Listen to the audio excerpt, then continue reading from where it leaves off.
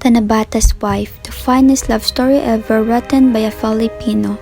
From a sappy Tagalog ballads to cheesy romantic movies and soap operas, the Philippines has no shortage of intense and passionate depictions of love for the hopeless romantic. But according to poet and writer Francisco Arellana, the finest love story ever written by a Filipino is one with none of the high-intensity drama or kilig moments that define Filipino storytelling.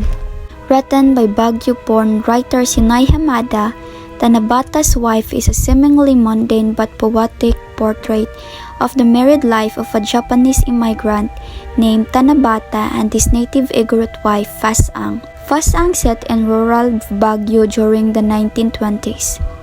And although the story is short, it is nonetheless a moving masterpiece that beautifully captures the power of love in the midst of conflicting cultures. Written in the year 1932, Tanabata's Wife is also significant for capturing an almost forgotten chapter of Philippine history when Japanese migrant workers moved to rural places like Baguio during the American colonial period to work on major construction projects like Quezon Road, and who would later settle down as farmers and intermarry with native women. Hamada himself is half Japanese, born to a Japanese father and a Cordilleran mother from the Ibaloy tribe. So in many ways, this story is deeply personal for Hamada. The story begins with a young Igorot woman of the Bontoc tribe named Fasang, traveling to Baguio to look for work. She encounters a Japanese farmer named TABANATA who offers her and a fellow Bontoc woman work to help him tend his garden. As they work the fields together, the farmer and his Bontoc helper develop a close band. And TABANATA takes a liking to Fasang. The old man makes up his mind to make her wife upon consulting with his friend Okumato-san. And so one night, he proposes to her, explaining to her as best as he could his intentions. Without ceremony and without the law, they were wedded by a tacitly sworn agreement between themselves. The two continue on with their married life and spend their time tending to their fields and raising their son Kato. In contrast to the intense and flowery writing style of Filipino writers like Nick Joaquin, Hamada's prose is short and precise, using simple and sparse language in his description of people and places. When a character does something, he describes it as it is and adds little subtext on what the character is thinking or feeling. Conversations, if any, never appear to be eye-catching or substantive. Much like the writing of Ernest Hemingway, Hamada only describes the bare minimum of what is taking place in the story. His writing style may seem bare or even dull on the first read, but the world he is writing about is anything but boring. In his work, there are glimpses of the beautiful scenery of the Cordillera Mountains or the first warrior culture of the Bontoc tribes. However, this minimalist style of writing forces the reader to focus on the relationship dynamic between Tabanata and Fasang and make them aware of both the spoken and the language and spoken feelings they have for each other. A masterful storyteller, Hamada reveals more about Tabanata and Fasang from what is not said. Spoken love, unspoken barriers. The language and cultural barrier as well as age difference between Fasang and Tabanata serve as the main conflict in the story. This makes it extremely difficult for them to connect in any way other than that what can be seen or shown. While the problems that impede the relationship are subtle, they are nonetheless palpable throughout the story. Tanabata, though a caring and kind-hearted husband and provider, has nothing in common with Fasang outside of farm work. Fasang is young, adventurous, and deeply connected to her large extended family and the rapidly changing world around her. Tabanata, on the other hand, is an old and introvert homebody with little interest or understanding of the alien world of Baguio outside a few Japanese friends and his distinctly Japanese home. It does not help either that Fasang does not speak Japanese and that Tabanata-san's knowledge of the Buntok language is so limited he could not even properly tell his wife that he loves her. There also exist the cultural barriers that exist between the two. Whereas Filipino culture is very vibrant and expressive, Japanese culture is more defined by conformity and adherence to strict tradition. In Tanabata's Japanese household, Fasang has no choice but to conform to an alien culture in her own home, doing things like pickling and salting radishes, naming her son based on the Japanese calendar, and being forced to stay home for 1 month after giving birth to her son. In one instance, Tabanata invites his Japanese friends together for Kato's baptism party, and Fasang is hopelessly out of place in her own son's celebration. According to Hamada, she did not understand the chattering of her guests, so she stayed very quiet holding the baby in her arms. Although Fasang loves her husband dearly, she tells her visiting cousin that she is often homesick. Her escape is the movie theater houses of Baguio City, something her husband is too old to understand in spite of her garrulous chatter. She then regularly goes out to the city on her own, bringing her son to meet family members and fellow Igorots in the theater houses. Soon, she sees her husband only when she comes to bed after midnight. These subtle martial conflicts culminate to adultery.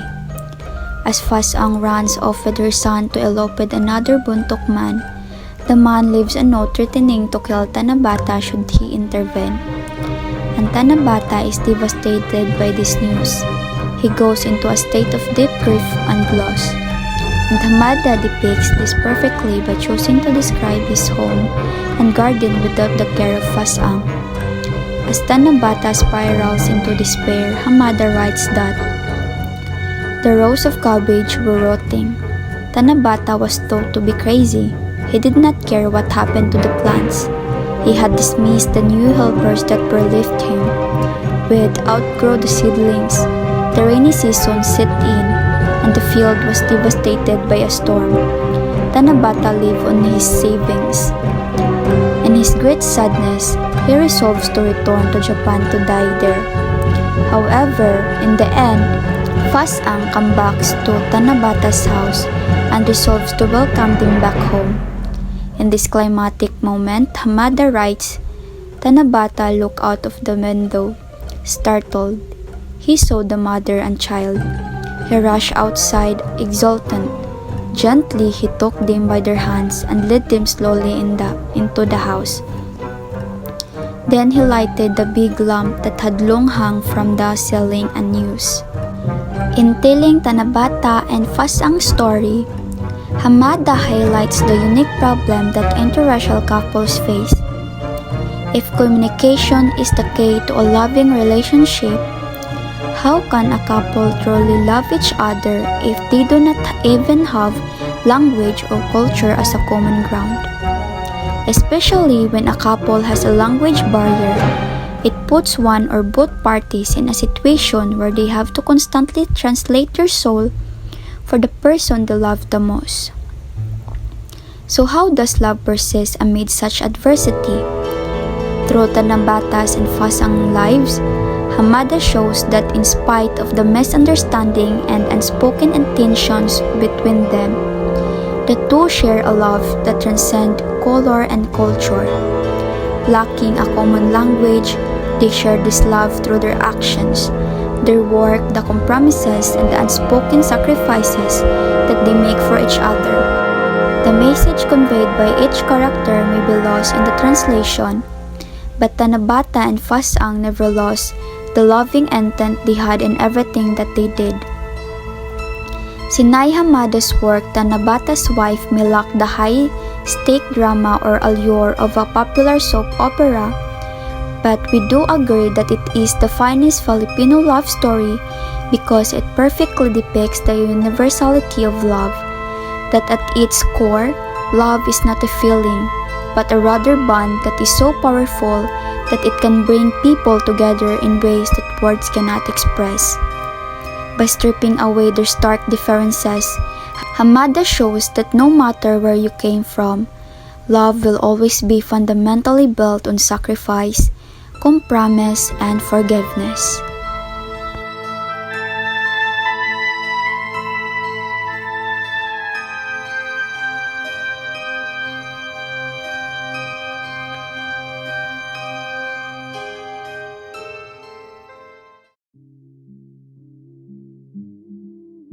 Background of the author. The author of the Tanabata's Wife was Sinai Hamada,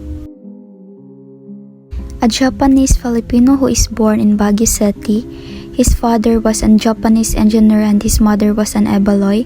Writes features, essays, poems, and short stories, mostly on cross-cultural currents. The founding editor of the Medellin Courier, the first lawyer of the city.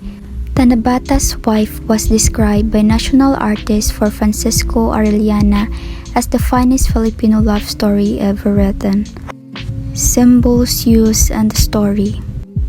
Lamp symbolizes a love that always remains, a love that never fades, and a love that gets them for some time but then burns and lights brightly like that of Tanabata's love for his wife.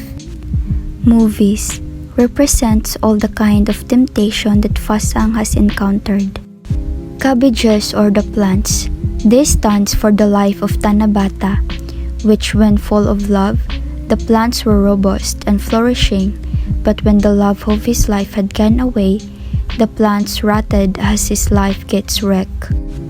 The theme of the story. Unconditional love. True love forgives, betrayal, and forgiveness. These are the themes of the story. The insights of the story. True love means differently to every person. Utang na loob begets humility. Love is never measured by how long the courting was or how long have you been together, but by the trust and faithfulness of one to the other and how much one is willing to accept the other. A person could be the life of another. Love conquers all. There is a kind of love that lives without boundaries. Social reality of the story. Adultery lives in every romantic relationship. The difference is there are those who water it and see it grow, while others tend to kill it. Trust is difficult to earn but easy to lose. It is easy to forgive, but forgetting is always hard. Martyrs are real. They love their partners even if it is already painful.